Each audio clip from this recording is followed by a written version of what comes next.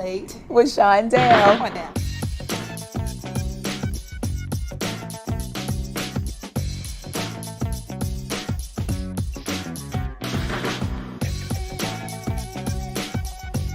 With the viral sensation of this video and Patty coming out like other people having alternative things, what would you come out? What thing would you come out with? Well, what I'm going to come out with is baby's Mother's Day card. I think I'm gonna have to come out with a response. Deadbeat dad card. Yeah, absolutely. Okay. Do you give a deadbeat dad a card or a post-it note? Like, do you actually go? Hey, we're back and we're here with Khalees Hopkins and a funny pop talk bit. I'll say it because Sean can't say it, okay?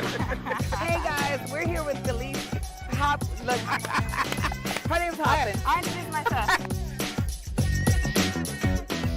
And lover, this is my wife Vanessa, and we are up late with Cheyenne Down. Listen, I have 5,000 Facebook followers, okay? Yes. And I'm not gonna see 5,000 people that. Because Sean can't say it, okay? Hold on. Hey guys, we're here. Hey y'all, what's going on? I got two. Do you hear that? I had my sound effects and everything ready. Do you hear this? Yeah. Hold on, guys. 5,000 Facebook followers. Where is that coming And from? I'm not gonna see 5,000 people that. Hold on. Like my centering. Hey y'all. Oh wait, something. Oh no. You got your Facebook on? No. Do you hear this? Something's playing somewhere. Hold on. Something's playing. Hold on, guys. Where is that coming? Oh my God, girl. That was a trial run version. That was a serious point of stress just now. Hey y'all, welcome to Up Late with Shaw and Dale. This is what happens when you have to change at the 25th hour. That's all. I'm talking about that's it. And guys, I'm ready to change because we have our special guest who is joining us today from CBS's show, The Neighborhood, Malik S. Like, without further ado, guys, he's joining us in a minute, but let's go ahead and get into why we were so eager to have him on. Check this out right now. My son's 16. He been taking karate since he was 5. That's 11 years of karate. He ain't never have a fight. We don't know if this shit work or not. He could be a killer. He could be a bitch. We don't know. He be in school getting into arguments with the other little boys. He be trying to talk it out. I'm like, no, fuck him up. Finish him.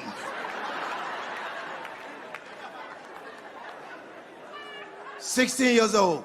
All he wears Michael Jordan's shoes, but he a virgin." I'm like, that's a waste of Jordans. And his mama don't believe he a virgin. She's like, how you know he a virgin? I said, I know he a virgin. She's like, how you know he a virgin? I said, because he still call you mommy. That's how I know he a virgin. Because I ain't no dude out here getting ass calling their mom mommy. I said, the day he come home, be like, hey, what you cook, mom? Be like, ah, that's my boy. I'm so proud. I'm so proud of you.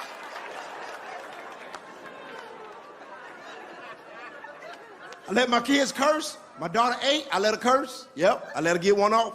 And what you think though? Only when she get good grades. First time we did it, totally forgot about it. You know, it take 9 weeks for a report card to come. So I agreed to it, but I moved on with my life. Out of nowhere, my daughter come home. She was like, Daddy, look at this motherfucking shit. I'm like, little girl, you lost your mind? She was like, nigga, straight ass.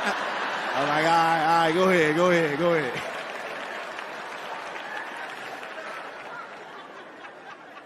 I love my kids. I love them, you know. Out here trying to date. I like older women. That's my area. I don't like no woman my age group. Because they still not ready. Women my age group still got hopes and dreams. I don't want to date nobody with hopes and dreams. I want somebody that's content where their life is at. I like grown-ass women, AARP member. That's my area. Yeah, I want somebody with that blue sticker. We could park in the front. Like grown now. I'm looking in the audience. Look at all these grown women in the audience. That's what I'm talking about. You know how much medicine in this audience right now? As soon as you say you got a headache, I got some Aleve right here, baby. I like grown ass women. I don't like no little young girl. Little young girl's mind ain't ready yet because they still got unrealistic expectations of a man. Little young girl still looking for a man with big dick, good credit, faithful, and handsome. Like, bitch, that's not a real person. You better go to Build-A-Bear and make this nigga, okay? See, older women already know that. Older women, they don't want much. They just want you to drop some dick off and change the battery and they smoke detector. That's all they want. They just tired of hearing b-ball goddamn night. That's why when I see men target younger girls, because they ain't ready yet for the older women, because you can't impress a older woman with the same thing you do a little young girl. I'm seeing a little young girl right there, look at a cute little 24-year-old, look at life ain't together yet. You get her a purse, she lose her damn mind. Oh my God, he bought me a purse, a bitch got a bag. That don't work on grown women behind them. You want to impress grown women, you gotta use other stuff, like furniture. That's how you impress a grown-ass woman. She like, is that a sectional, nigga? What's she gonna do with a sectional? Ain't gonna fit in her room. My door can't close. I like grown-ass women. Only one. Oh my God. I was trying to get this right. I didn't know what the cue was for it. Hold on. You know I got this on the standby. Hold on. You got What is this in my head? I know. You know what? I didn't realize I had put in a video that was so long. Hey, everybody. I'm seeing y'all in the comments. Hey, Brian Lynn. Hey, knowledge one Allah. Hey, y'all. I'm gonna get this centering right one day. I know, because what it is it's opposite. So that's why, you know what I'm saying? Okay. I'm like moving it over here, then it go over there. Oh my God. You know what I realized, Sha? First of all, how are you doing today? We are still matching in hair, but mine is a little frizzier because mine is more like a clone because yours is real. Mine is guys, I started to put on my clone hair, okay? But I was like, you know what? Let me add a little water to this. Let me get going. Because, look, I ain't even put on my earrings yet because I'm going to tell you, this is what I noticed, Sha. 30 minutes is a significant difference in getting dress time. Like that, okay, so if y'all, let me give y'all a little backstory. We was gonna interview today at 12:30 Malik, but Malik works on The Neighborhood. You know, he's up there getting his comedy grind on, and he has something that he has to, a meeting.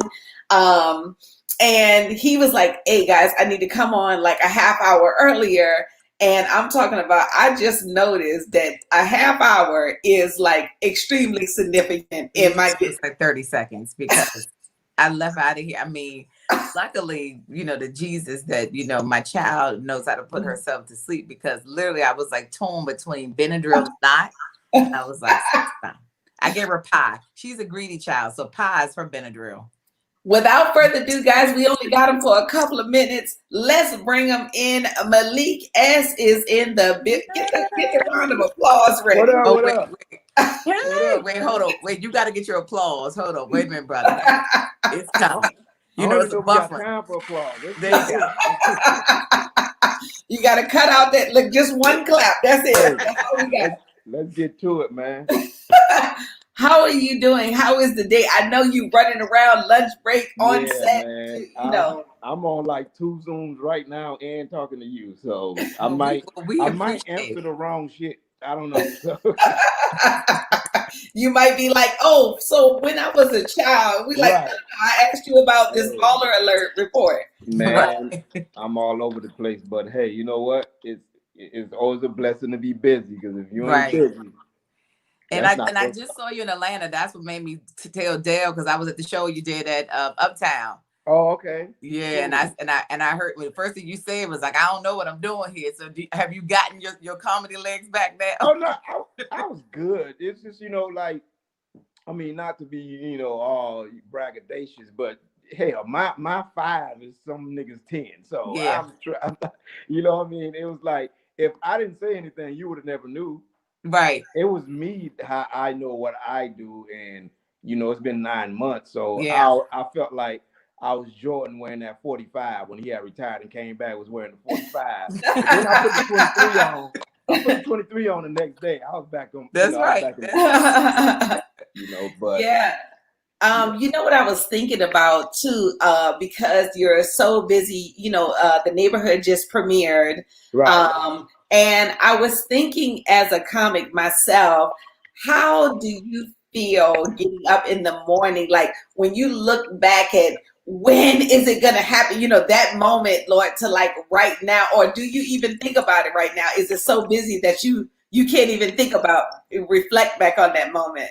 What you mean, the moment that you've arrived? Yeah. Yeah, the moment no. you like you're on set. No, I think about that moment every day. That moment hasn't happened yet. I mean, I'm not where I used to be, but I'm not where I want to be either. Okay. So, it's crazy because I bought a house, and my best friend sent me a picture. I think you probably seen this picture. I don't know if I could flick the camera around. I don't know if this thing does it, but it's this picture right here. If you can see, it's all the comedians. And the Uh-huh. top, yeah. Uh-huh. So he sent me this picture for like a housewarming gift, and I don't like putting people pictures who's still alive in my house or on me or stuff like that, like on a hat. Like if you're still alive, I don't like putting your picture up on me or in my house because they might say some stupid shit. They might do something stupid, and then now you in my damn wall, or it's just I'm wearing a t-shirt. So I try to, if you're dead, cool, I'll put your picture up. So he sent me this picture, but he don't know that. I didn't never disclose that to him. So he sent me this picture with good intentions. It's all these comedians, it's Cat, Martin Lawrence, Dave Chappelle, DL, Sid, Bernie, all these great comedians. You know what I'm saying? Some of them I know personally, which is great. I know what his intentions were. But because I don't like putting people pictures up in my house like that, that's still alive, that I might have beef with later. I don't know. So, Right. But it was my best friend. I knew what his intentions were, so I put it up. And as I put it up, I looked at it. I was like, damn, you know what I'm saying? I got mad. I'm like, I ain't even in this damn picture. I'm just as funny as these dudes. I'm not saying I'm funnier, but I'm saying I'm just as funny as these, but I'm not in that picture. But then I thought about it. That's my fault because I ain't worked hard enough. That artists don't know who I am. So that's on me. So I got to work harder so that artist can know me. Next time he do another picture, I'll be in that damn picture. So when I hung the picture up, every day I look at that picture, I'm like, I got work to do. That's good. Wow. So my moment has not arrived yet because I ain't on that damn picture yet. So that's it. I'm not there yet. You know? Yeah. So, and that's what a good Sharpie is for. So just in case somebody start beefing with you, just you know what I'm saying? You just print it out. I know you got a printer in the house. You just print it out, Photoshop your head on top of what it is, and be like, guys, I have arrived. So the Neighborhood just premiered Monday. I didn't get a chance to watch the episode because it was lagging on TV line. But I did read all about and see how that it tackled Black Lives Matter. Yeah. And just wanted to get your take on where you and your character in the show was going this season for the fans out there. It was a cool episode. It was really a one-off though, but I mean, it's CBS network, so the fact that CBS did a Black Lives Matter episode speaks volume. Yeah. That's not really their thing, So the fact that they did it, you got to give them love and so that they starting to at least embrace and listen and so it was great. But to do the episode, we did it as we pushed it as far as we could, being that it's CBS, it's not cable, it's network TV. You know how network TV is, very safe. That's for sure. But we pushed the envelope as far as we could. My character basically got it was police brutality, just got harassed, and because he was talking back like I thought we can in this country, you have freedom of speech. The police abuse their power, and that's not to say all police are like this. You know what I'm saying? But there are some like that. So it is what it is, so we just kind of tackled that. We didn't want to do what somebody died. I mean, that's not funny. Yeah. You know what I'm saying? Yeah. So, no. Oh my God.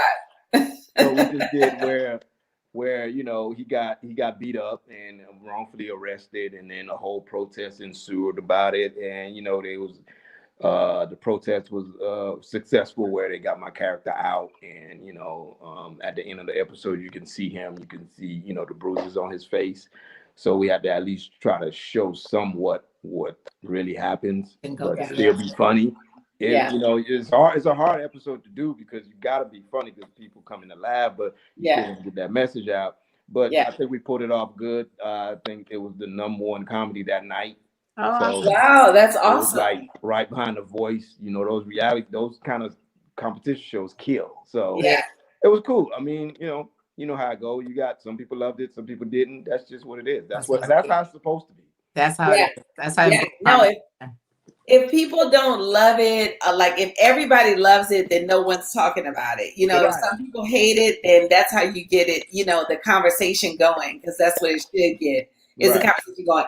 What don't people know about you? I mean, we can look, you know, when I didn't even get your picture from like your page. I got your picture from just searching the web. I mean, you're just on every, like the next level. You're on this, you're on that. And what don't people know about you? What you mean, career wise, just personal? Or like a hidden talent. I don't know. I don't know if I got any hidden talents. Maybe I don't know if they so hidden. I don't know about them yet. I don't know. You're not at home strumming a ukulele or nothing? Nah, I don't really. You know, I don't know any hidden talents. I mean, I don't smoke or drink. A lot of people don't know that about me. People assume because you're a comedian, you know, in Hollywood, that I don't smoke. Never smoke, don't drink. Wow. Yeah, so. Wow. You're like an anomaly. That's crazy. Wow. Yeah. Kids from one woman. I got kids from one woman. I don't know if that counts. You see what? All my kids are from one woman, so I don't know if that counts.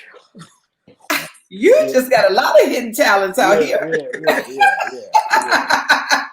I put all my eggs in one basket, man. You're shattering records. Yeah, I didn't want to have all these baby mamas calling me. Like, that's annoying. So I just do one phone call, one person, and it's cool. That's it. But yeah, I want to have all these different women calling me in different states and all that. So, I just, you know what I'm saying? Like, you're going to have all my kids. I only got 2 kids, though. So.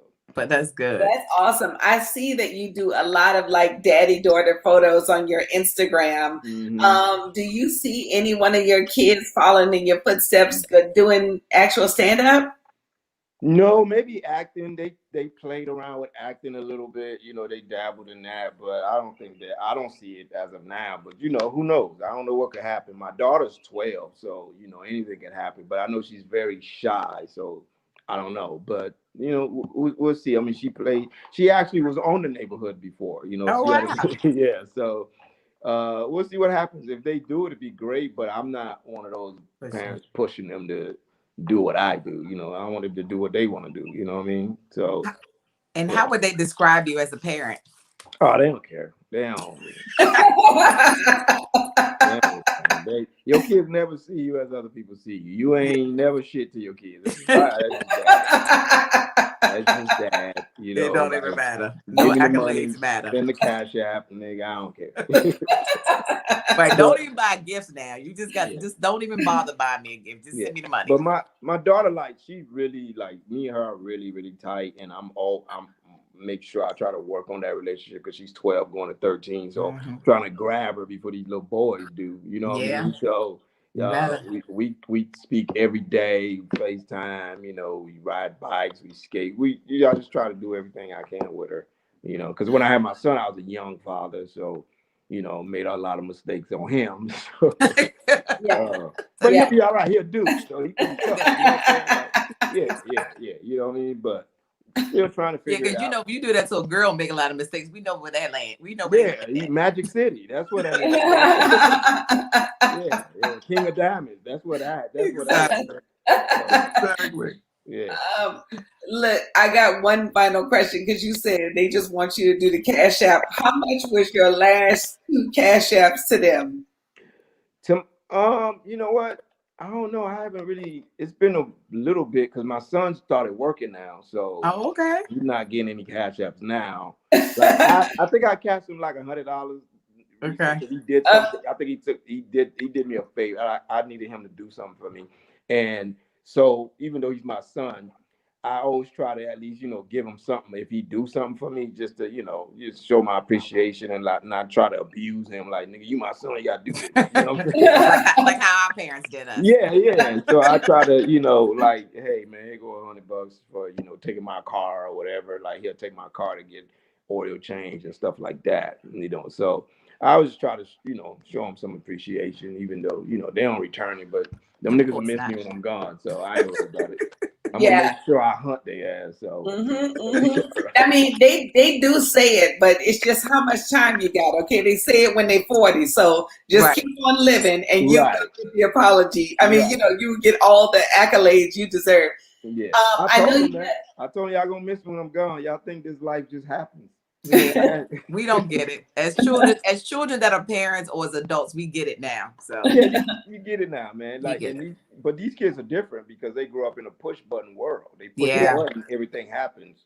They push the button, things come on. They push the button, shit arrive. yeah. You know what I'm saying? So, Yes. like, they don't get how we had to go get stuff and work Yeah. for it and do this. Like, these kids sit at the house and they can push a button and a tube of toothpaste will show up at their front door. And that's so true. Yeah. That part, actually going out to the store, standing in line, like They're bougie, privileged ass kids, man. Yeah. Like, and I mean, I don't care if you in Section 8, you still feel that way.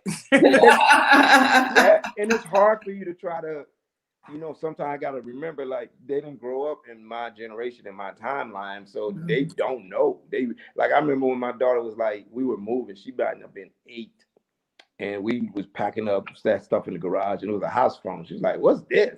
She didn't know what it was. It was like, it's a phone. She's like, a phone? Like what phone? You know, she's like, ain't no screen on here. Like, she's like, how you text on this? Like, you didn't text on that. Like, because she don't know. That's not her world. She's kind of like, well, why would you need a house phone? In her mind, like, that's stupid. Like, but that's what we should start doing, planting old school things around the house, like have an 8-track in the kitchen or vinyl, something, just so they can have some kind of reflection of that. Like, this is what we had to do. Don't put a microwave in the house. VCR. You tell these kids they gotta rewind. Like, what the hell is rewind? Like, how do you know when you get to the part you want to? Like, they don't get that. They like, nah, that's not gonna do that. They don't know. We had to guess about where we were rewinding to. We had to guess. We had to be like, I think it's about here. Oh no, 2 more minutes. Yeah. And it's just like your show. If you missed it, your ass missed it. Yeah. I can remember sitting down with my grandmother, highlighting, circling the times the shows came on. So she didn't remember, and the TV guide, like that was our DVR. Yeah. If you miss Martin on that Thursday, then your ass gotta wait till next week, bro. That's it. Ain't no I'm a DVR it, I'm a on demand it. That's it, bro. Yeah, that's it. You missed it. So catch it next week. They don't know how to miss stuff. Yeah. Everything is digital. Everything is always available. They don't know about missing and being prompt because they don't have to be. Yeah. You know what I'm saying? Like, it's just, that's the world, man. You just gotta, you guys got kids? I do, yeah. I just put one to bed right before we got on here. I was like, Mommy gonna give you some pie if you go. You gotta negotiate with them. So I know you gotta run, but I just wanted to say, you know, any parting words for all the comedians out there, you know, anything that you can think of that may inspire or warn or whatever comes to mind. I don't know, man. I'm not the motivational dude. I just tell my one thing that I tell people, and somebody came back to me and told me, like, yo, man, that thing you said was true. I just say, don't worry about the how. Just keep doing what you're doing. The how gonna present itself. If you put in that work, the how, because people are like, well, how I'm gonna do this? How I'm gonna do that? How I'm gonna become a series regular? How I'm gonna become a rock? Just keep doing what you can do. Yeah. And the how somehow will just present itself. I mean, that's what I've seen in my career.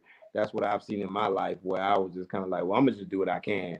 And somehow that how and that opportunity always presented itself. Even like with this situation here right now, you know, some people might be like, it's just a little interview on the internet with whatever, but you don't know who watching this. I don't know what this could lead to. You know what I'm saying? So, or you guys, you don't know who could be watching and then be like, yo, these girls are pretty dope. Like, maybe we should, you know, it's just the how, because you put in the work and the how will present itself. So you just gotta, there's no formula to Hollywood. There's no, people be like, oh, how you got in the writing? I can tell you, but that's not gonna be your journey. You know what I'm saying? Your journey and my journey is not gonna be the same. Like, if you look at a lot of different people in Hollywood, that's not their journey. And then a lot of people got this concept about, well, you got to struggle to make it. Hell nah. Who told you that shit? Like, nah. You know, I gotta struggle to make it. Like, I'm going to be doing well, then I'm going to be doing better, then I'm going to be doing better and better. I'm not gonna struggle while I'm making it. I'm not gonna have 5 roommates in a 1 bedroom because people watch all these true Hollywood stories and they think, well, I have to struggle to make it. I don't know what kind of God you serve, bro, but my God said, I don't Come on now, you it. better Come say on it. now, you better preach. I'm doing good. I'm doing all right. I ain't where I want to be, but I'm not gonna be struggling to make it. Like if I'm struggling to make it, then something off. Yeah. You know what I mean? So that's my thing. It's like people buy into this concept. You got to be homeless. You got to do this. You got to do that. Like why? Why I gotta do that? Yeah. Like nah, I ain't gotta do that, dude. I can make a living doing what I'm doing, and then I just keep making more money. I keep doing more projects. That's all. I don't have to be asked out, you know. So it's just the how. You know what I'm saying? It's just the how. Like I used to watch DL and Cedric on Comic View. Yeah. I knew I was to be a comedian. I just had that desire to be a comedian. I figured out how to become a comedian. And then later on, I became friends with these dudes, helping them write jokes. It's just the how presented itself because I did that work. So it ain't no, people be thinking like because let's say people think they're going to talk to Denzel and he going to tell them one thing and their life going to change. No. Denzel ain't got no magic ass to tell you that's going to change your life, bro. You got to change your life. Yeah. You know what I'm saying? That's it's all in you gotta want to change your life. If you 35 and you don't know you gotta work hard till Denzel told you gotta work hard. That's why your ass ain't making it. Yeah. That's true. You 35, you needed Denzel to tell you gotta work hard. Yeah. You didn't know that? Yeah. That wasn't already in you. I know. Oh my God. Listen, for a non-motivational speaker, you sure just gave I have a dream speech just now. I'm talking about a sermon. Like I'm over here like. But you know what? I don't never look at it as because motivational people, they get you hyped up and I don't know how to do that. I just tell people like, yo, dude, this is hyped. Like don't model yourself after you can look at me or you can look at Will Smith, you can look at whoever and be inspired, but don't model yourself after them because that's their journey. That's their road. Your road might be totally different. I didn't want to be no writer. Cedric called me one day and said, hey, I got this show on TV Land and I want you to come in there and protect my voice. And I was like, man, I don't want, because I'm a comedian at that time. And I'm like, this is Monday through Friday, ain't it? Yeah. I was like, man, I don't want no day job, dude. And he told me, well, this is what they're gonna pay. I was like, well, I could try it. You know what I mean? Again, my desire was to work. My desire was to work, and whatever I can do, I'm gonna do it. I had wrote a script before, didn't know what I was doing, but I had wrote it. It was bad. But see, what people don't realize is I wrote that script. Yeah. So the universe know I wrote a script. So the universe was like, oh, okay, let me give you this writing job. Yeah. It don't matter that it was bad. It was preparing you. Yeah. Yeah, it don't matter that it was bad. It don't matter that nobody read it. I read it and I know I just did it and the universe know I did it. So boom, out of nowhere, a phone call come. But you got people that go to school for writing and they can't get a job. Yeah. You know what I'm saying? And so it's like, put in the work, the how we present itself. That's all. Yeah. That's all I can say, man. I love that. That could be a tagline. Put in the work and how it present itself. I love that. Guys, you just heard from Pastor Malik S. Collection plate. Collection plate, please. If you would I like ain't no to pastor, donate, you know what? I ain't no pastor because I ain't got no hoes. I ain't no pastor. Pastors got hoes. I ain't got no hoes, man. You know? Slide in the DMs these days. You're watching Deacon Malik S. out here from the neighborhood. Thank you so much, Malik, for appreciate y'all. I appreciate you so much for adjusting the time, spending some time with us, and we can't wait to have you back. Yes, Thank take you. care. God bless you. Man. All right, baby. Okay, talk to you later. Oh my God, that was so much fun. Y'all got to follow Malik S on IG, Malik S Comedy on IG. And before we go any further, we've got a 1 minute video to show you one of his last sketches. Check this out. Oh, we did a sketch. Oh, I got to see that thing. Yo, I got somebody I want to introduce you to. It's my dude. He's going to help you get on. Come on. There you go right there. Malik. What's up, bro? How you doing? What's up? top is Malik. You told me that you was a writer on this show. Yeah. Yeah, man, you know, this is our last episode. This is our rap party. Oh, this your, wait, what that mean? I mean, we done. Y'all done. Yeah, this is the last one. So you ain't writing no more? No, I ain't got no job after this. You got no job? Nah, that's it. You ain't clocking in? No, I ain't clocking in. Oh. Okay. You know what? Let me introduce you to Cedric. Okay, He still got a job. Oh, yeah, he working. Okay, yeah, I see you. It was so nice to meet you. Yes. That's Tom. How you doing? Yeah. Yeah, how you doing? Bitch, we got a season 2?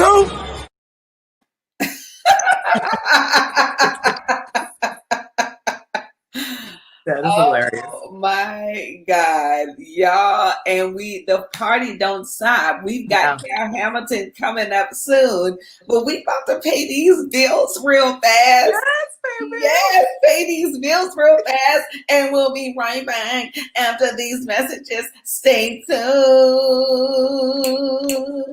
Hold on. Let me just start with one right now. Hey, this is Shaw Hayes. And Dale Harrison, and you're watching Up Late TV Show. You got to come on over to our channel. We got the hottest celebrity interviews and the funniest comedians on our channel. Well, Funny Pop, come on, we got the hot topics, pop culture. You just want to see it all. And we're giving our funny opinion, and you will LYAO. So make sure you come through. And subscribe. Comment. Up Late with Shaw and Dell is brought to you by the Gwenna, an Italian leather custom designed high top sneaker by Gwendoria Abrams Shoes. The Gwenna ships straight from our manufacturer in Italy right to your doorstep. Order your pair at GwendoriaA.com. Yes, commercials! I love it. That is so good. Listen. And you know what? We, without further ado, our next guest is on. Guys, I'm so happy that we can talk to this guy about any and every hot topic. I'll actually be looking him up too, because this, if you don't know, this guy's page is just, you know, I look at his Instagram. Now, let me tell you something. I go past everybody else Instagram, but when I come past one of his posts, I am just like, let me see what he got to say about everything, because he is so funny. Guys, Cal Hamilton is in the building. Hey.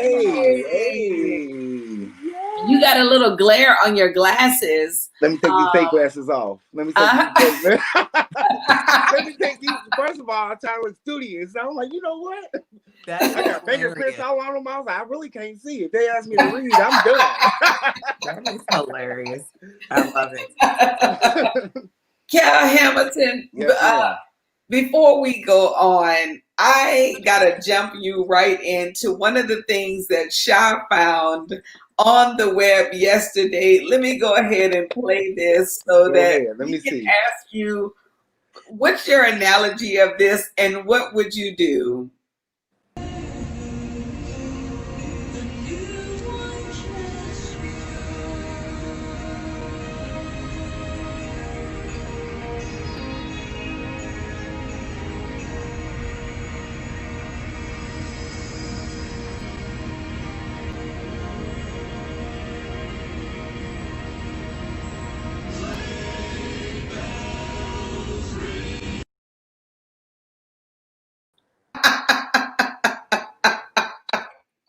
What was? First of all, I need a discount on that $5 Subway. Foremost, I'm gonna let her go to sleep, but when she wake up, I'm gonna be standing right there, eating a bag of chips. Like, hey, I thought, you know, the chips cost a little different. The $5, then you add the chips, it turns into $10. So I don't know how a bag of Lay's turned into $10. How is she going to sleep? And why thank God she had a duck bill on her head, because that was the blood of Christ protecting her and the sandwich. You know what I hate most is the people who record. They actually had time to sit there and record her not off. Yes. She made half the sandwich. She could have finished. All she had to do was put the pickles on it. She said, "I quit." Today I quit. That's horrible. That's horrible. My God. That's what do y'all think about that? What would you have did if you saw that? Sandwich or not, Cal? Would you still eat the sandwich or not? That's a great question. Now let me answer something. If it's lunchtime and I ain't have breakfast, that sandwich is gone. Make it over or nothing. You just go in there like, listen. Hey, I'm gonna pray to Jesus. Listen, you saw what happened. It didn't touch the ground. It touched a little hit. Nobody touched this part of the hat. You know, like I probably would have been mad. I know I would have been mad. First of all, I would have recorded it, but I probably would have ate it. I would have ate that half she didn't lean on.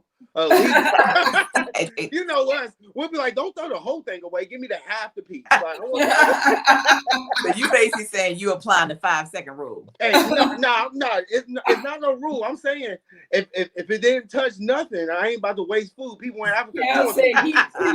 He said he pre-prayed on that. I pre-prayed on that half. So I need that half plus my other whole in. And then I say that's a blessing. That's a blessing anytime you go there and get 2 sandwiches. Okay, but $2.50. $2.50. I think that's crazy. Cal, what do you think her problem was, Cal? Like, how could you even be falling asleep at a time like this? What do you think her problem was? Man, listen. I don't think she was on drugs because she was older. She was a little. I don't think she was on drugs because she had. She had her outfit was clean. I know, like she had a name tag on. I know drug people. She looked studious. She probably was tired of raising her grandkids because her daughter be out all night. It looked like her name was Mildred, and Mildred because the way she was falling asleep, she was tired. Like like it was like, wait a minute, am I? Drug people, they'll look at you while they go to sleep. They wait a minute. You fall asleep with your eyes open, sir? That is hilarious. Oh my God. That's ridiculous. I think that's ridiculous. I don't know if I would have ate the sandwich, but I'll tell you what though. Hopefully she got a raise. Hopefully she got her little raise to keep her. You know what, Cal? I said now yesterday when we put this on the update, I was like, oh no, she is on some kind of heroin or something. That's a heroin sleep right there because she does. Oh, but then I went back to look at it today, and then I heard that Christmas music they was playing. I was like, oh, that's why she was sleepy right there. That I didn't even hear that music. I thought it was Subway theme song. Now I will fall asleep during the Mariah Carey song. I'm done. Ain't no Christmas. I celebrate Kwanzaa now just because of the music. No, but yeah, that music would have put me to sleep too. That music was definitely asleep. Okay, we got another thing for you to discuss right here. Okay. Let's put it up. Let's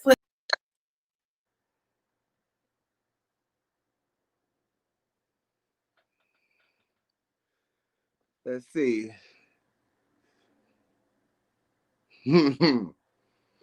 LL.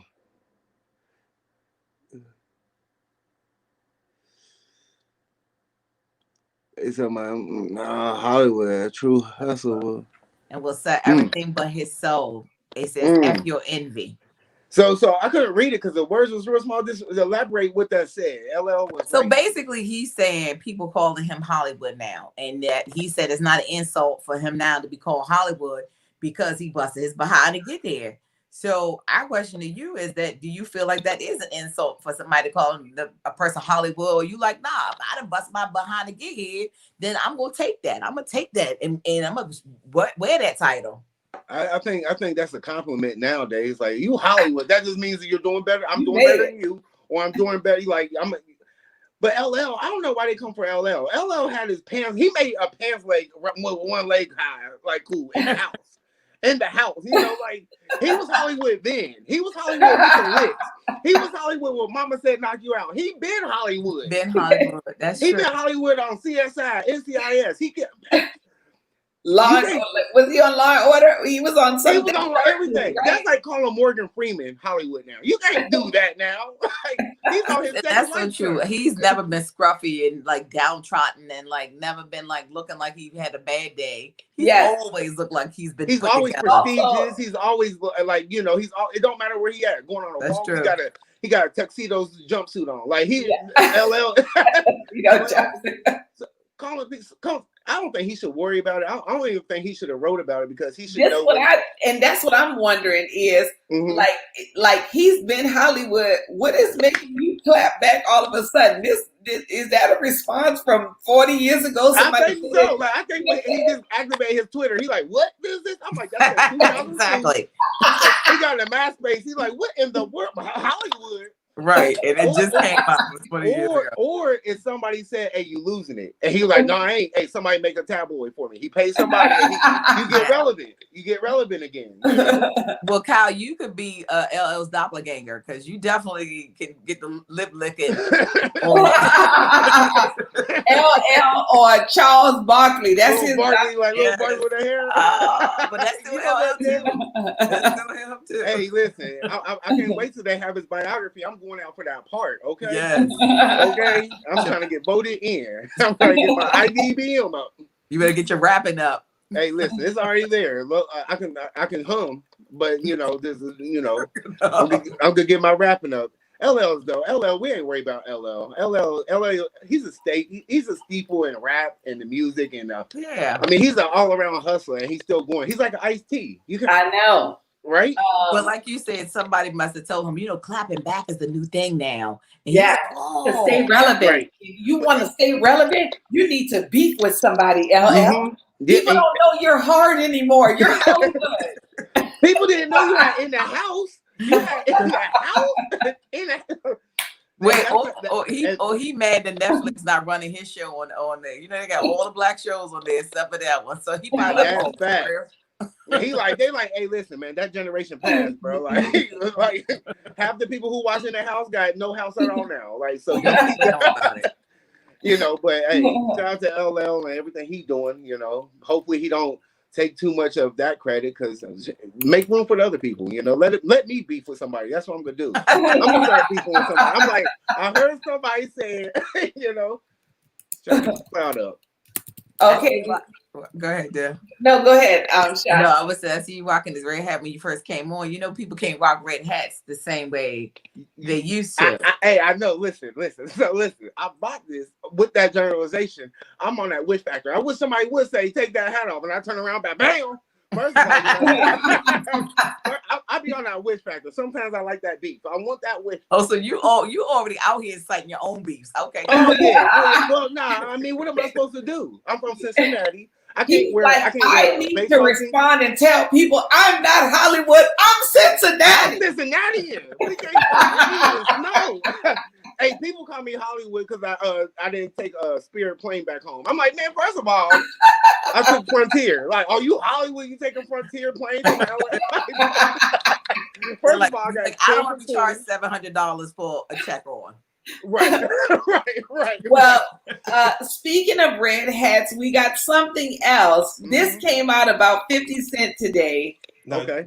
Particularly you guys, I feel more comfortable having this conversation with y'all because of what the show is, what it is. Now, I come to y'all to talk about them offering me $1 million to go to Trump's inauguration, right? I passed them $1 million. But they offered $1 million, and you said nah. 500,000, and it went up to $1 million while I was still confused with whether I should do it. Right. Why were you confused? Just because of the money? Oh wait, no. He was needing it for the same reasons you see now. He participated with different artists and shit like that, like for the black vote. Like he was looking at and I'm going, like, nah, I ain't gonna put myself in that position because I don't know what I had to do to recover from it, right? Mm-hmm. To be honest with you. And I'm looking going, nah, I'll pass. I'm cool. And you see later, when you see, I'm watching the news and they go across CNBC to buy this tax plan, and it's at 62%. I go, oh, yo, we missed that part. They never talked about that part in the debates. See, it's because COVID is such an issue that it overshadowed everything else in those plans. This is why the following day, my Instagram post is on the cover, puts me on the cover of the newspaper. Right? Because if it's not on topic, that's not gonna happen. You're not gonna be on the cover of the newspaper. And people go, oh, well, why don't you say this or say this? I get all these phone calls about it because I know you don't feel like that. Why you don't say this? And I'm like, why do you care to fix it? See, if you can't be used, you're useless. Just don't use me till I get a chance to use me or until I'm all used up. If they're deciding to take that post and make it the cover of the newspaper, okay. So it doesn't change my intentions or what I would actually do. So Wayne definitely got a check then. Yeah, I'm sure. Oh yeah. But easily, you got paid. He had the sweater and the picture at the.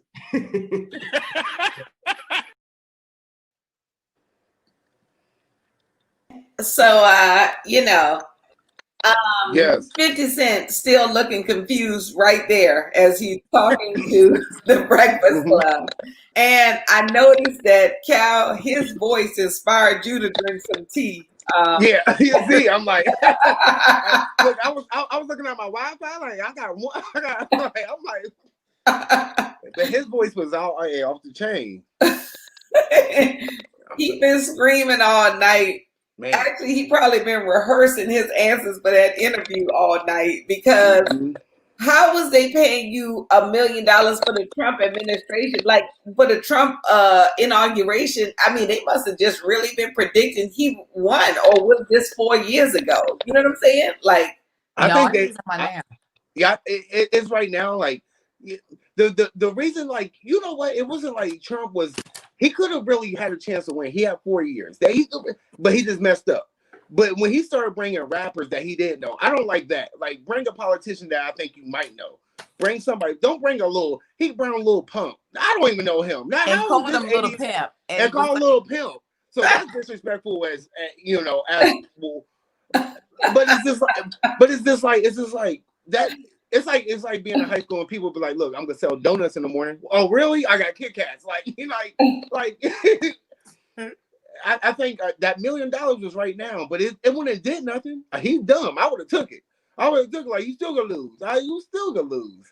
But I mean, like he said, because then you didn't take it, and then you still represented him for free. So what? Yeah. What was the purpose of that?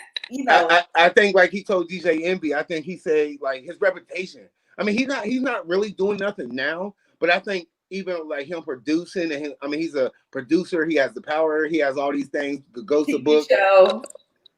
It hurts you. Like, even a 2%. If you take 2% of your people or your money, that hurts. And he's trying to get all of it. You know, he's probably limited in time. You know, and people. You know, he's out the rap game, obviously. So I just think it was his image. It was his image, like Curtis Jackson. Remember you like Trump? You're like, you know. Like you a rapper, you like Trump, like you know. Remember Kanye, you'd be like Cal, tell everyone what tell everyone your page is just so full of like the funniest posts, the funniest tweets. What did you wake up this morning and post? What was hot on your mind this morning? This morning, what's that post? So tomorrow, I don't know, like, where y'all from. I know where Dell's from. Nice to meet you, her co-host and everything. Hey. Tomorrow's the biggest versus battle ever. It's Jeezy and Jeezy and Gucci Mane. And it's this because I'm a fan of both. You know, I'm a fan of that. That's my era. Like, it wasn't Tupac or Biggie. It was Gucci and Jeezy. And so this morning I just posted, like, my outfit. It's gonna be a snowman. It's gonna be ridiculous. So I'm gonna have my little hood trap star outfit on tomorrow and ready for this versus. You know, so I posted something like that in that accord to let people know we're taking it back for tomorrow. Okay. Yeah. Now that's such a generation too. That Jeezy and Gucci Mane is such a big moment for you. It's not a big. You know what it is? It's not a big moment. It's almost like when people saw Gladys and Patty. It's almost like and that was generational too. Yeah. Right. It would be like it's just like, it's not a big moment. It's just, you saw the history and you saw the growth, and to actually be living, you could have been dead, but to actually see enemies like they was beefing, right? They beefing. I mean, Gucci Mane sent somebody, Jeezy paid somebody to kill Gucci, and Gucci killed his boy and made a song about it. So imagine sitting in the room, I said, that happened in real life? Jeez. Jeezy paid a hitman to kill Gucci, and Gucci killed the hitman. So he made a song. Gucci made a song and said, "Go ask your boy. You can't. He dig him up." Wow. That's so. It's yes. It's bigger than music. You know what I mean? Music, but it's just like, man, like a movie. It's a movie, and they both 2 miles away from East Atlanta. So it's like, how do you grow up with that much money? How do you grind and you don't work together? What happened? And something happened there. And so something happened. And so people are ready to write the chapter saying, wow, that's what really happened. So we never thought. So here's the outfit, if everybody can see that you.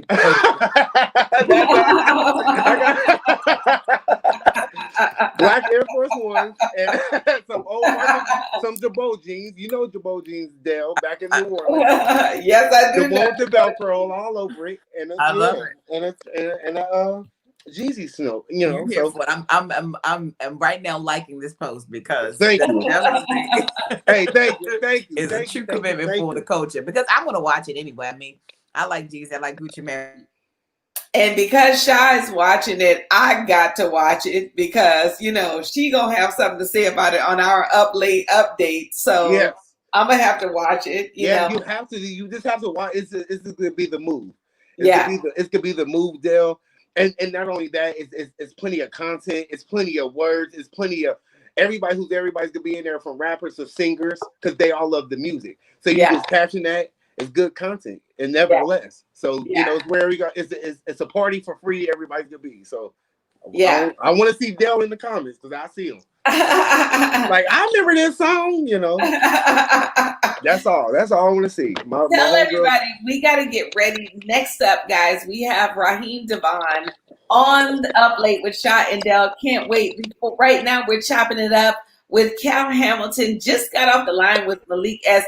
Cal, tell them about Cal's and Pal's podcast that you do on IG Live, and tell everybody where they can find you. For sure. Cal and Pal's podcast is a new podcast, started about a month or so ago. Have everybody that's my pal, definitely from entertainers. And you know what? You don't even have to be in entertainment. You just got to be my pal. You got to be doing something, working for a purpose. And I see it. We've been cool. It could be a week. It could be a year. I'll shoot you on a podcast. Last night I had the dude who was number one on Spotify. It was cracking. His music's cracking. And so it's all blessed. Dell's been on there. So follow Cal and Pals. Cal spelled with a K, K-A-L. My name's Cal Hamilton. Upcoming shows will be in the link. Give him your IG. Give him your IG. For sure. IG handle. Follow me at Cal, K-A-L Hamilton. And you can just Google that and follow me everywhere. Subscribe to my YouTube channel. And hey, we out here. More subscribers, more followers, more fans, fan love. I always reach back to you as well. Yes, indeed. Thank you so much, Cal. Hey, thank for you joining us today. Thank you were such a blast to talk to. Last minute as well. I really appreciate that. Hey, listen. I'm trying to find out how I can tap into Raheem DeVaughn. I'm like, hold on, let me. Do I need a special link? I'm trying to upload a worm. I'm gonna tell you how to tap in. You just stay tapped in right here because we got it. Hey, there it is. Hey, there it is. There it is. Well, y'all ladies, thank y'all. Hey, I don't know what her screen is, so it's black on my end. Hopefully that ain't my phone. It is. It's black on your end. Yes, hers. I can see her right now. I can't. Yeah, it's just black. Mm-hmm. Can you see her now again? It looks like it's just low. I don't know. Something's going on with it. It's your Wi-Fi. Okay. Can you hear me? I can hear you perfectly. Okay, it is kind of delayed though, Shy. We did lose you for a second. Yeah, I know. I think it was my Wi-Fi. I think it just got to come back. But thank you for having me on the show, Shy. Miss Dell, I appreciate it, man. Listen, I love the show. I love the concept. I love it. I didn't know what to expect. Now I want some Subway. but I don't want to go to the hood, so I gotta go out the hood, But keep on having the show. It's so much fun. Thank you for having me a part of y'all show. Thank you. Hey, more success, much success. Hey, definitely. I'll follow back, Shy, too, okay? Okay, see you soon. All right, lovely ladies. Y'all have a good day, all right? You too. Thanks so much. And guys, stay tuned. We got to pay these bills. And next up is Raheem DeVaughn. So stay up late with Sha and Dell is brought to you by The Gwenna, an Italian leather custom design high top sneaker by Gwendoria Abrams Shoes. The Gwenna, shipped straight from our manufacturer in Italy right to your doorstep. Order your pair at GwendoriaA.com. Good morning, good afternoon, good evening. Welcome to Love. Can I take your order? And you can have it your way.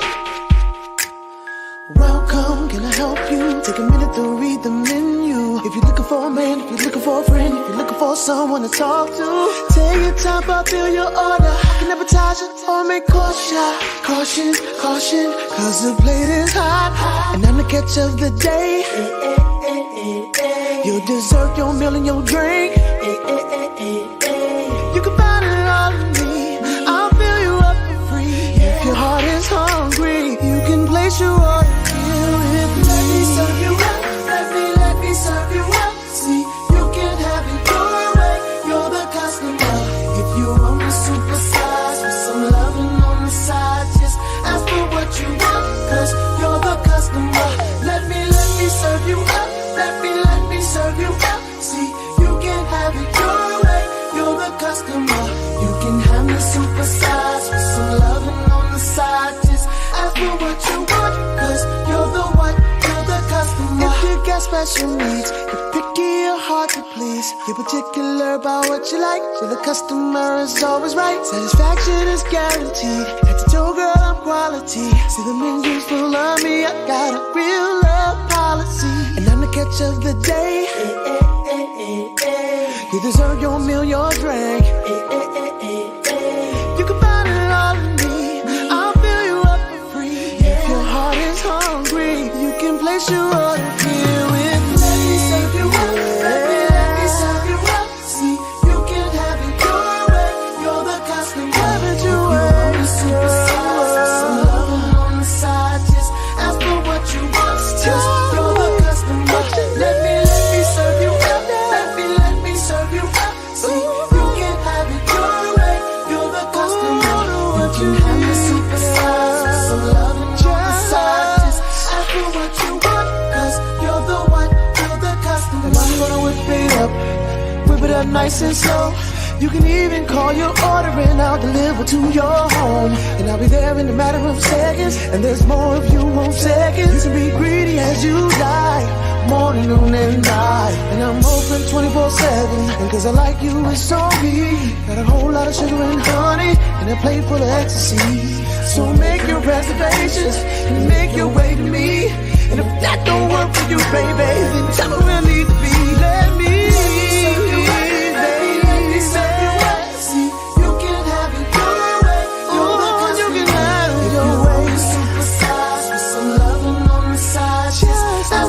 you want, cause you're the customer. Let me serve you up. Let me serve you up. See, you can have it your way. You're the customer. You can have me supersize. It's your side. Just ask for what you want, cause you're the customer. I'm gonna fill you up. Let me serve you up. Let me serve you up. See what you need.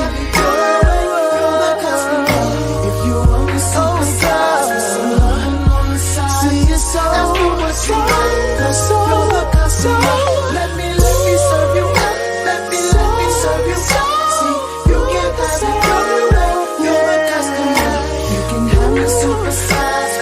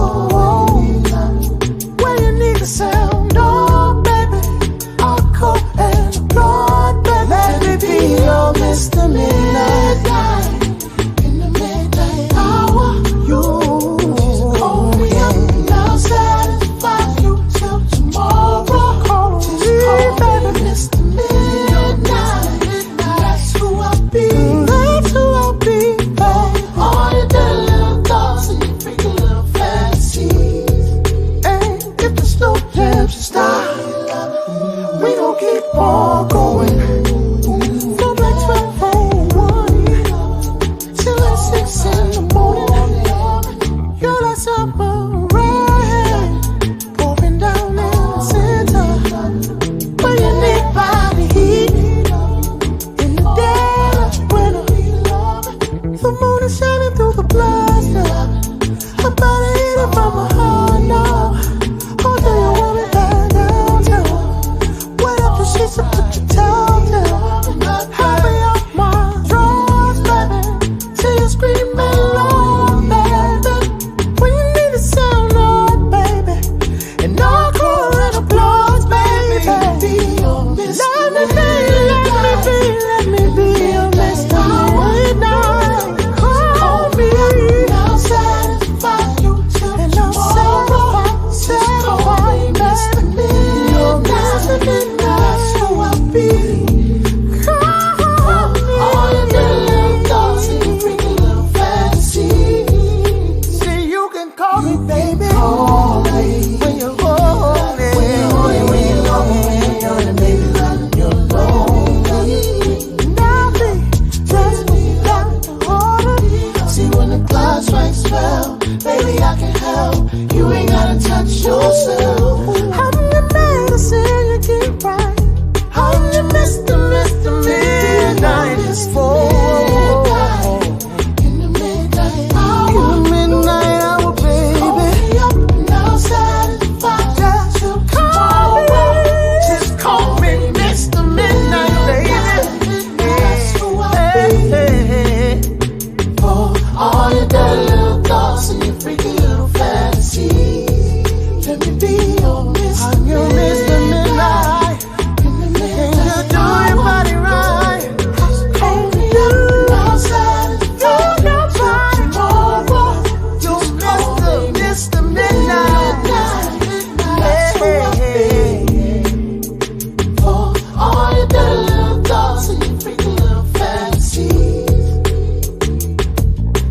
When you need loving, oh, when you need loving, hey, hey, when you need loving, alright, when you need loving, when you need loving, oh, when you need loving, hey, hey, when you need loving, alright, when you need loving, when you need loving, oh, when you need loving, hey, hey, when you need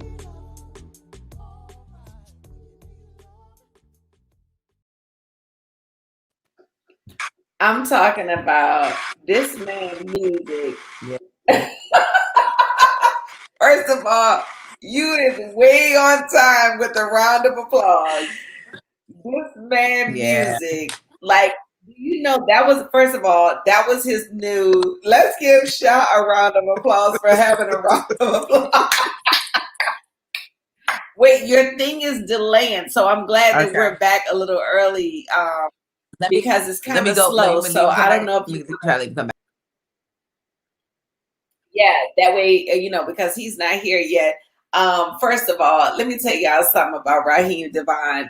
That was his new single, Mr. Midnight. Raheem is, you know, we're just waiting for him to log in, but I'm talking about, I'm so happy because, you know, this is a person's music that I just love. Like, the minute I heard Mr. Midnight, I just like absolutely love that, you know what I'm saying? Love his everything. It's from the new album, The Colleagues, Wait to Be in, What a Time to Be in Love. Let me add Sha back. She's back. You're back and you're faster. Okay. You're not delayed. You I'm not like, okay. No, you better now. Okay. You know, anyway, I was just saying that was his single, Mr. Midnight. And the cover art is awesome. I saw that. I'm talking about the cover art, guys. Let's just. You know, one of the things I was just looking back at reading his description over his stuff that his people sent us is it also included activists. So, and his, you know, R&B, you know, such as and that activist in there. So I would love to talk to him about what part of, you know, his activism, especially with everything that's going on now.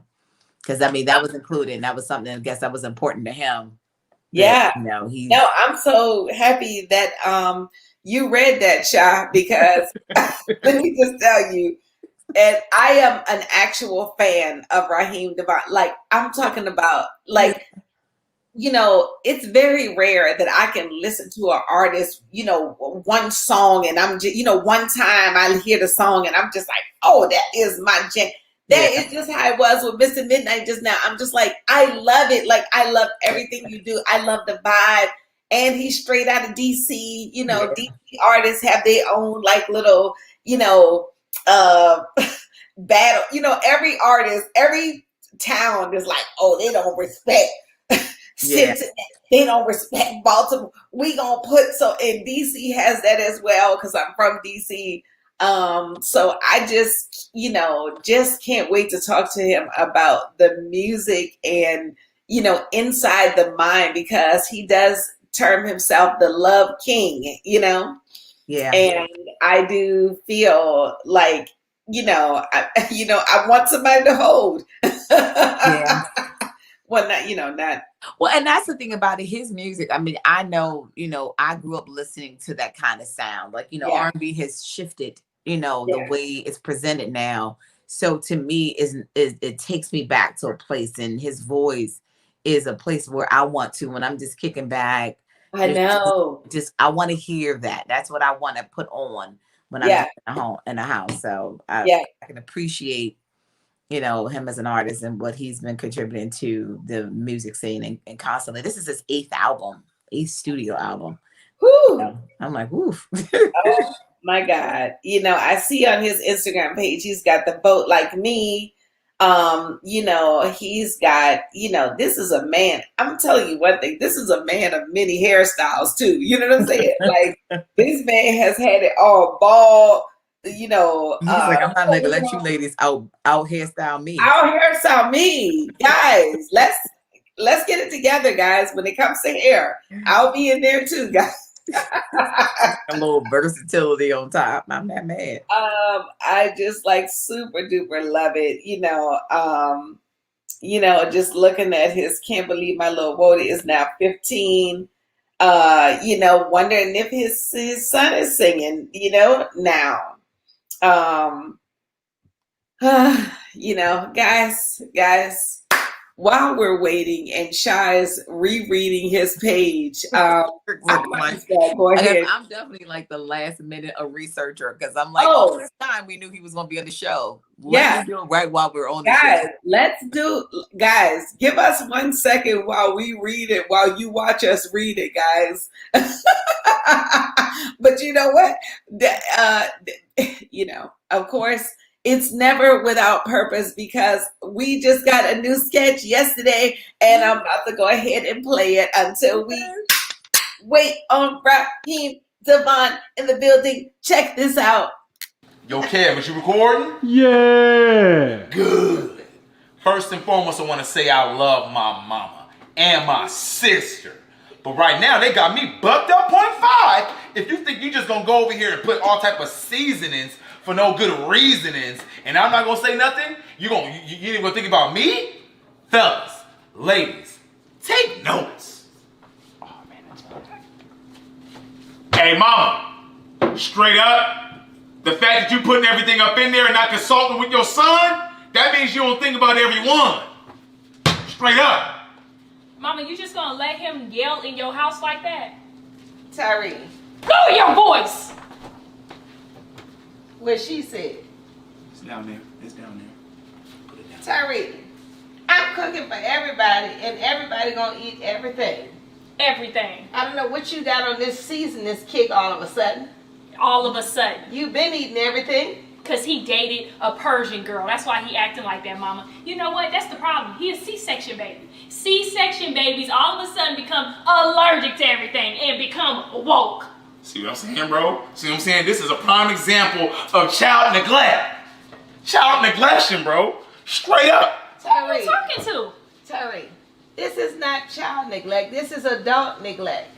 Okay? Because you should be living on your own. You don't pay no bills around here. Mama, put extra seasoning up in there. Let me put extra seasoning up in. You know, ever since you started dating this Persian girl, and she helped you get this EBT card, you know, you acting funny with me. He acting funny because he finally bringing some groceries in here. Kev, so are you seeing what's going on, bro? Are you seeing? Are you witnessing this? I'm just a fly on the wall, bro.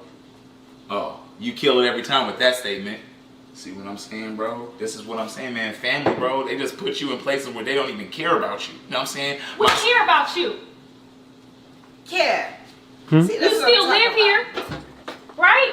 Yeah. Kev, I need you to get off the wall for a second and help Tyree out because he needs you to fly on over here and give him some advice after his back cool off. Because I don't know why he is tripping over the seasons. Now he know I got beans and greens, potatoes, tomatoes, yams, ham, onion, you name it. Name it, mama. You name it. That's sis ain't even a fan of ham like that. That's what she said. Oh yeah, mama, I don't eat ham. Don't put none of that in there. Yeah. I'm vegan, mama. Don't put no ham in there, but I eat the turkey. I need you to get back on the wall and take both of them with you because I ain't got time for all this specific eating around here. See what I'm saying, man? She started it, man. Sisters, bro. They always Cry. Go ahead. Cry. Go ahead. I bet you. Go ahead. Cry. Go Cry, ahead. little baby. Cry, little baby. whatever. Cry, It's little baby. cool. It's cool. It's cool. It's cool. At least I know my dad. Kinda. Nah, you don't really know your daddy. Is that really his daddy, mama? He does know of his dad. But which one is his daddy, mama? Ooh. Now, yes. Okay, mama, can you tell me who my daddy is? I told you who your daddy was when you were 7 years old. Now, Come on, mama, you know what? I told you to write it down at the time. You ain't even here. You don't even love us. I'm talking about Cass. Tell us who our daddy is. These people want to know too much and don't pay for nothing around here. I don't got to answer all these questions. Like, am I on the stand? Or am I in my own kitchen trying to provide for them? Ungratefulness. Be glad you're here. Don't worry about the details. Kev, you want something to eat? Yeah, can I have some onions in that? Oh, yeah, Kev. Got you, babe. Thanks. A couple of more up in here.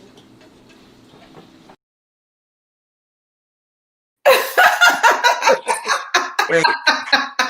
When I say literally, I could watch that over 1,000 times. You know of his daddy. You know of his daddy. Guys, without further ado, we have the legendary Let's get the round of applause going. We have the legendary Raheem DeVaughn in the building. Hey, how are you? We can barely hear you. Can you hear me? I can hear you now. Yes, Okay. sound good. How you doing? I'm good. Blessed. How about yourself? Oh, doing pretty good. We've been on the Raheem DeVaughn kick for the last week because we had you coming up. But we just played Mr. Midnight, which I just love. I'm just God. It's so good. It's so good. It's what we need right now, it's for sure. Your voice is what we need right now. I always say I love a voice that make me feel like things are going to be okay, and you have that voice that you give a sense of like hope in your voice and in your song and your music. Also, it makes me want to sin, and I'm a woman that I keep my house pretty sacred, pretty holy. You know what I'm saying? But I just am thinking about calling somebody just hearing that song. I don't know if that's considered sin. You know what I'm saying? but is that your intent when you make this kind of music? Like, I know somebody gonna get between these sheets when I write this song. Definitely. I want to create a sense of intimacy. You know what I'm saying? Like, it's for Black love. It's for what I mean. Like, I think music can be the soundtrack to many things. It could be, on the conscious side of things, it can be the soundtrack to what I call the new millennial civil rights movement. Marvin used to say, which was the first single, in preparation for the album that'll be out on Friday, What a Time to Be in Love. And then, Mr. Midnight, I think, and Twilight just show the balance, of the two with me as an artist and as a man. And I think that women can appreciate, you know, a man that is both conscious and then, you know, sensual. You know what I mean? So, I got to represent for the brothers out there. They don't have the falsetto or the baritone. That's right. That can get them there. You know, it be working for the brothers too. You know, when I get a lot of high fives in the street. And, baby, like, let me put Raheem on for you real quick so I can get you in the mood, baby. Definitely with that intention of you know, of creating intimacy and love and black love and all of that good stuff. Yeah. You you talked about Marvin used to say, and when I think of your voice, you know, it reminds me of, you know, Marvin Gaye, D'Angelo, Smokey Robinson. How does that make you feel when I'm calling out those, you know, singers in different genres, but with that? Yeah, it does. I mean, it's great. It doesn't bother me, like, especially the names you mentioned. You know, when you talk about you know, Marvin and Smokey. You know, Smokey there would be no Motown without Smokey and his penmanship. You know, the rich legacy and catalog of music that he helped contribute to. You know, and Barry Gordy and the vision of Motown, and then Marvin and what he meant. You know, being the Prince of Motown. You know, when you mention even artists like D'Angelo, who came out. You know, my first album came out in 2005. Came out an entire decade before me, like 2000, and he came out in 95. You know what I mean? So like, again, and when he did drop, it was like a breath of fresh. I remember it being like a breath of fresh air for me, for the culture. You know what I'm saying? So it was my attempt to be that as well, like that breath of fresh air. You know, in 2005 when I dropped Guess Who Loves You More. You know, which was Woo! Timeless. The official first single. You know what I mean? So I think a lot of people, because of that comparison, the comparisons of what I realize is that people they want something to make them feel good, and it's like, I guess it gives them that same feeling as, you know what I'm saying, that artist, but it's not. But it's also, I think that I've done a good job of defining and creating my own sound though too, you know. And so that's where it doesn't feel like I'm trying to emulate what somebody else is doing, but you kind of hear the influences, you know what I mean? Cut. It's great, you know. But we know when it comes on the radio, you have such a distinct tone that when I hear I know it's you. Yeah. I have been looking at your Instagram, and I said, this is a man of many hairstyles. You know, I'm talking about over the years. You know, I've seen you with some short, I've seen you with the cornrows, like, you know, that plays such a style, like plays into your uniqueness, you know, so much. And then I saw you on the web with something with like a bald. Like, were you bald at one time? Because yeah, I was bald at one point. I did the bald during what album was that? That was a place called Loveland. It was an album with Ridiculous, where I shot the video. Ridiculous. You know, I tried different looks and try different things, and you know, for the album, you'll just be like, you know, I think I'm gonna go bald for this album, or I think I'm gonna grow my hair. I think around that time, you know, I had cut my hair, so it was just kind of just like a purging thing, and I believe I was doing I was doing a play around that time. I think that was right around the time I did I did either it was approaching, or I knew that it was happening. I think it was some film stuff that I was involved in at the time as well. I had shot a really dope movie. It was part of a film that called Chess Records that never came out. They spent a lot of money on it, and it just for whatever reason the business went left and it got shelved. But so it required me, you know, changing the look up, and I just, you know, so I said, you know what, let me try something like that can work not only for my brand, you know, as an artist, but also, you know, really jump into the character of the role.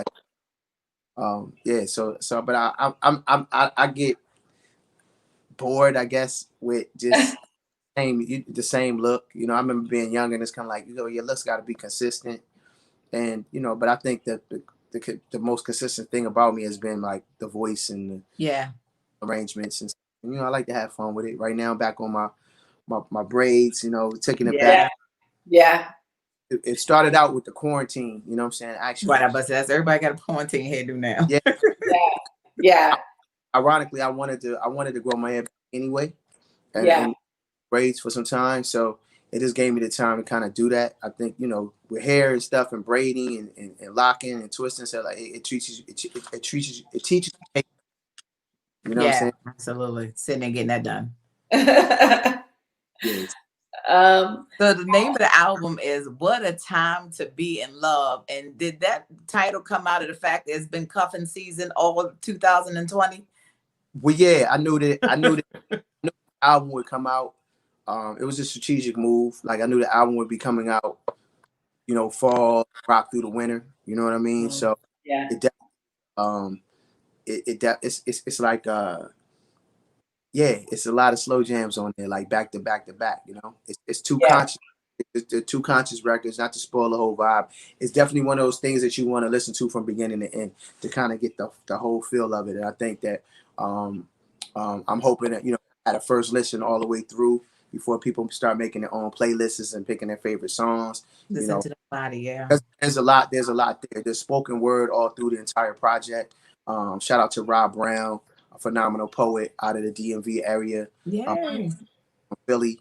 And so she's on the project. We're actually working on a whole nother thing together that is going to really spice up the bedroom for all the single ladies out there, for the couples out there. That'll be at a later. I've been slowly introducing her to my audience, you know what I'm saying, through different projects. And yeah, so she's all over this project. So if you love spoken word, there's some real dope pieces of that on here. It embodies, like, you know, it's about celebrating our Blackness, especially right now.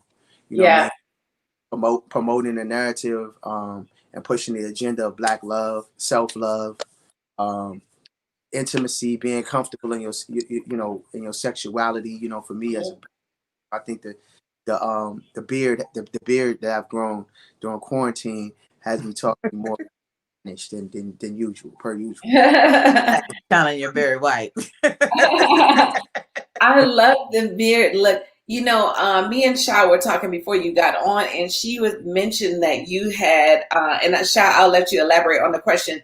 You have artists not artists, activists as one of your descriptions, which, you know, to us, having, you know, it being sent to us, activist means, you know, something important to you.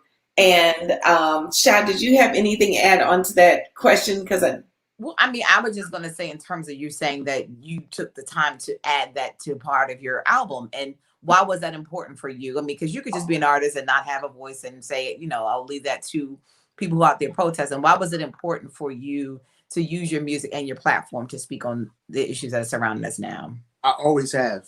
You know what I'm saying? I think more than ever, it's just kind of, it's a magnifying glass on, because it's something that everybody's doing. It's become now it's become the new norm. It's a trend.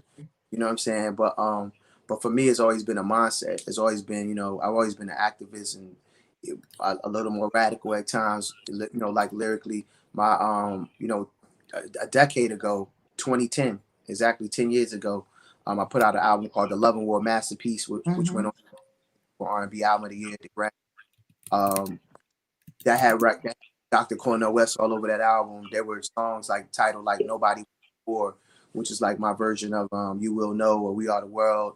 You know, features various artists from the R&B and soul community: Jill Scott, Chrisette Michelle, Anthony Hamilton, Bilal, you know, just to name a few. I also Bulletproof, which featured Ludacris, you know, which was a very impactful, you know, message and social conscious record. It was originally a Curtis Mayfield sample. So, you know, I feel like personally we are in the new millennial civil rights movement again. I feel like we made a lot of progress as people of Black and brown color, you know, in this country, but there's still a lot of work to be done in this country and on this planet in terms of fighting systemic racism and a gang of other things, right? So I felt it was only right to put out a record like Marvin Used to Stay as a first single. I feel like that anything else that would not be expected of me at this time. You know, I was conflicted. I was a little nervous how the entire body of work would be received, because although I know that people love a sense of escapism through what we do in the art form, that these are real serious times we in, you know what I mean? So I wanted to make sure that although the majority of the album is slow jam, I'm crooning, you know, it's perfect bed music, you know, some of y'all call it playlist, I call it playlist music, playlist vibes. We cut it on and just let it flow and do what you do. I was concerned that maybe, you know, about the timing of that. I mean, it's been now, you know, you kind of been touching on it, and that's really been the feedback. It's like people want this right now. Yeah. Mm-hmm. There's nothing sexier than a conscious crooner, okay? So I'll take that. I know you have limited time, but you know the fans are asking questions, which is, what advice do you have for an upcoming artist? You know, we got a lot of upcoming artists that watch the show and they want to know, you know. Man, I say now's the time to really the greatest investment you can make in yourself is time. So if there was ever a time for you to really experiment and try some things and just really get out the box with it, you know, maybe create a little hub, a little corner in your apartment, your crib, in the basement, whatever, and use these platforms, use a smartphone, get into some editing apps, you know, use social media to build a team of people that can help you develop whatever it is you're trying to do. I just recently joined Clubhouse, which is a new app. It's really dope for networking and stuff of that nature. But you know, utilize the tools. The tools are here. You know, the light is in you. The gift is in you. But you have to apply. You know, you have to apply yourself. You have to work hard for what you want. You know, it's pretty much a lot of the artists now, new millennial, they do the production, they do the song, master it themselves, shooting their own videos. You know, so it's now's the time where you can kind of like really be discovered, because people have time. People have time probably more than ever to like observe them. You know, trying to figure out, you know, the day-to-day things that we all have, bills, responsibilities, our kids, whatever. There is time allotted. We kind of have time to like absorb the music, you know what I'm saying, and really get new artists and check out some new things, you know. And so yeah, you just gotta grind, you gotta hustle it out. I know you know we're not out the house with it like we want to be, you know, back outside, as they say, but it's you know, social media and the internet and you know, the search engine is a great way to you know, build your brand just day by day. Yeah. Love that. And we're DC natives, although I'm in Jersey now, and I know a lot of the influence and impact in terms of music is go-go from that area and that region. So I've always been a fan, always seen you give love and continuously reach back to people in that area. So I've always appreciated that about you. He was born in Jersey. I was born in Orange. You know, so shout out to Jersey, shout out to the DMV. Absolutely. I do have a go-go project coming at some point. I started. You do? Yeah, myself and his brother from DC, Boosie Babies, we co-founded. Oh, Boosie. Yeah. It's called Crank Crusaders. So we got some projects coming. You know, I anticipate in 2021. Okay. I can't wait, because Go-Go needs to be on the map. You know, me and Sha are both from the DMV area.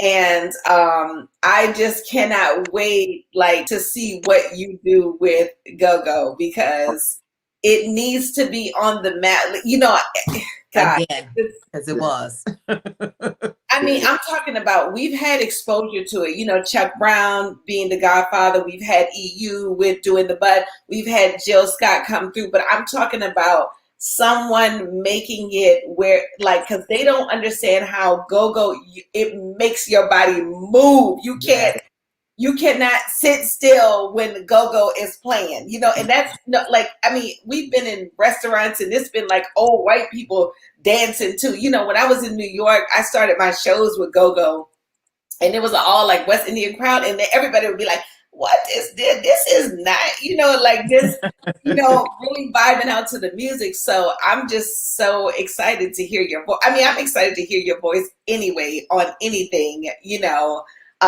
because, you know, you just have such that, I don't know, but I'm talking about that register, that high range, that's not right for women. You know what I'm saying? She still think about this sin. She trying to keep them doing. She's like, Lord, I don't know what to say. That's not right. Hit the false. Well, we appreciate you so much for taking this time out. We, you know, all the success and all the things you want to do in life, we're pushing that energy towards you, because I know there's probably a lot more projects you got coming out that, you know, with the pandemic slowing things down, that it's going to push forward after that. So no doubt. Yeah. Pandemic, no pandemic, it's a lot of music coming. You know, I'm gonna pick up the pace a bit.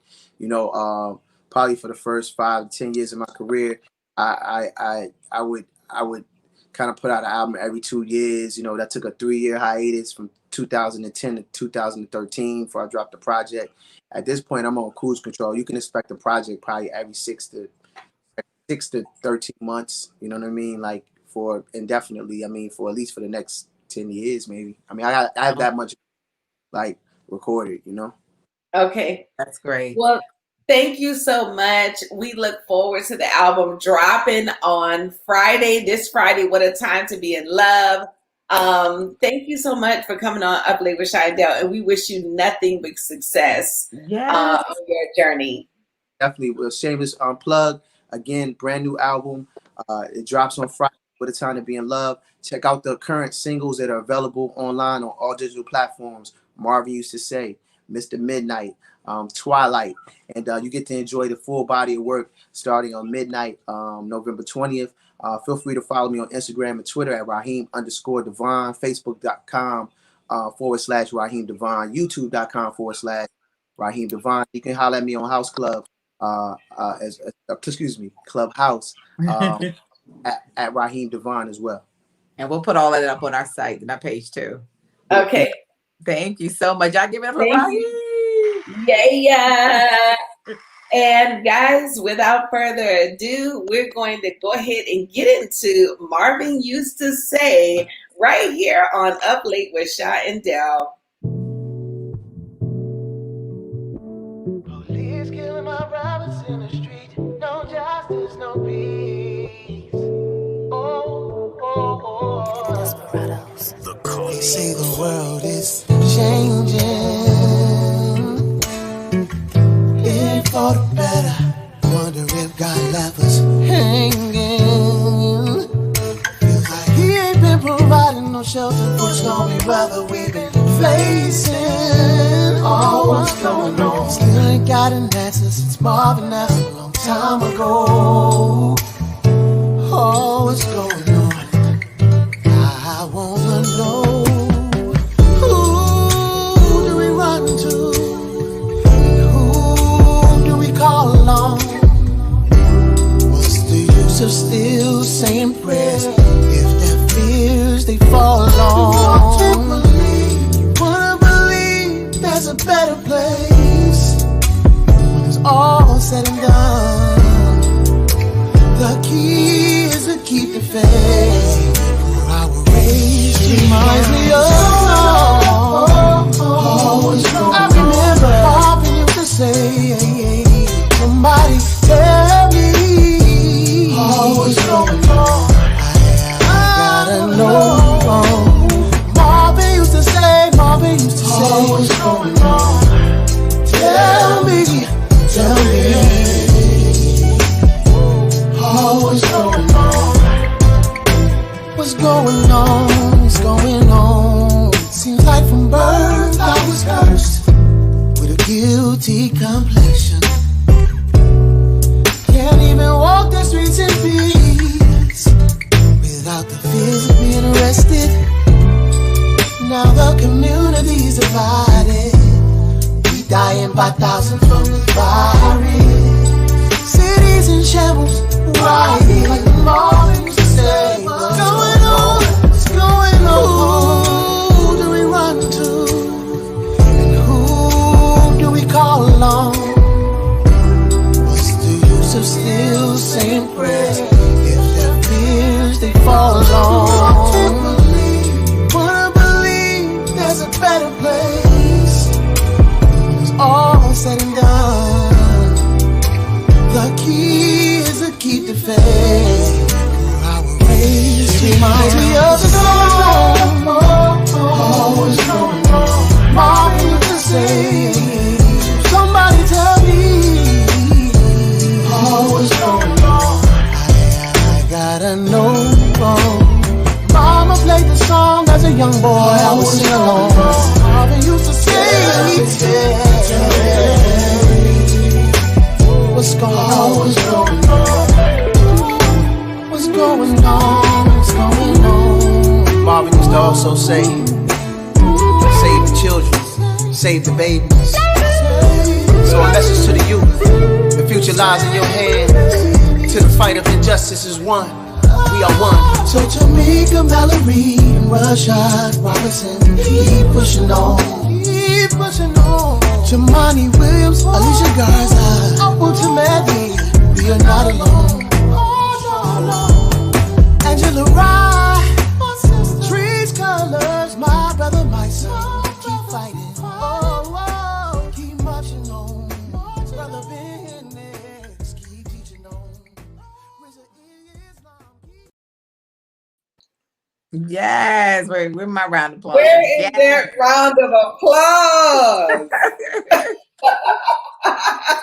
I need to get a permanent loop because I'm talking about y'all. As soon, you know what? Put this on my letters to write to people. We need a round of applause in StreamYard, guys. I'm tired of it. And I mean it. Like, it's so much happening. I'm trying to keep this round of applause, the same one going. That's the main thing. Okay, there we go.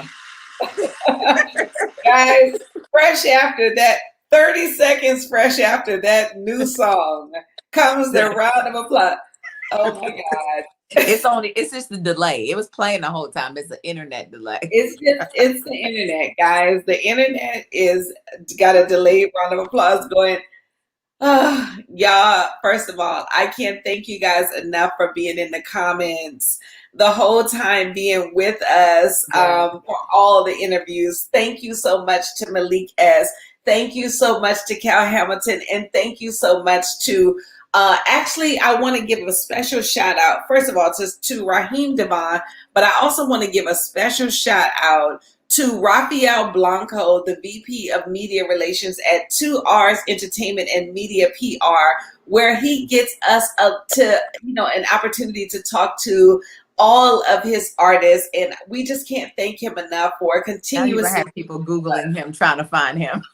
Yeah, guys, he can be found. Okay, as long as you got something good going on, he can be found. And, most importantly, thank you so much for being with us, for donating, for subscribing to our channels, for watching the videos, for sharing the videos, for being with us on Mondays, on Up Late, on IG, Up Late TV show on IG. We just can't thank you guys enough for being with us on our journey. And thanks to our sponsor, Gwendora. And without further ado, guys, we're going to pay these bills and we're going to be out. And we thank you so much for tuning in to Up Late with Shaw and Dale. And we'll see y'all next time. Okay? Up Late with Shaw and Dale is brought to you by the Gwenna, an Italian leather custom design high top sneaker by Gwendoria Abrams Shoes. The Gwenna ships straight from our manufacturer in Italy right to your doorstep. Order your pair at GwendoriaA.com. Hey, this is Shaw. And I'm Dale, and you're watching Up Late with Shaw and Dale. Come on now.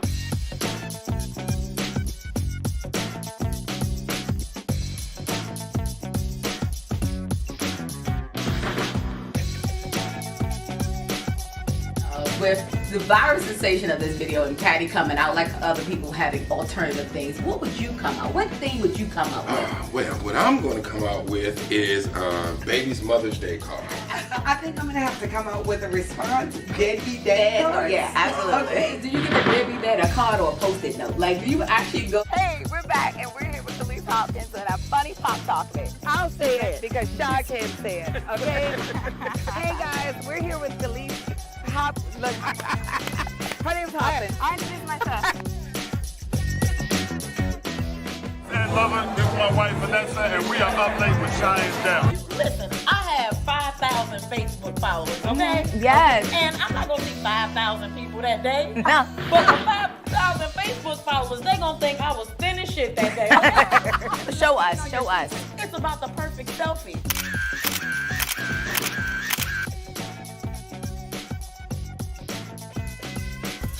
But we need you to go bang in the closet. Up Late with John Dell. Spontaneous, eccentric, outrageously funny. You never know which celebrity Shondell will be kicking it with and where they'll pop up next. If you were the type to walk up to him, what would you say? You are so beautiful. With your answer, Nikki, I realized I pick myself up all the time. 3 black guys in Hollywood. To do her own version of Magic Mike, who would it be? Obviously, there's someone she doesn't want to get into that turn. Not at all. Unrestricted.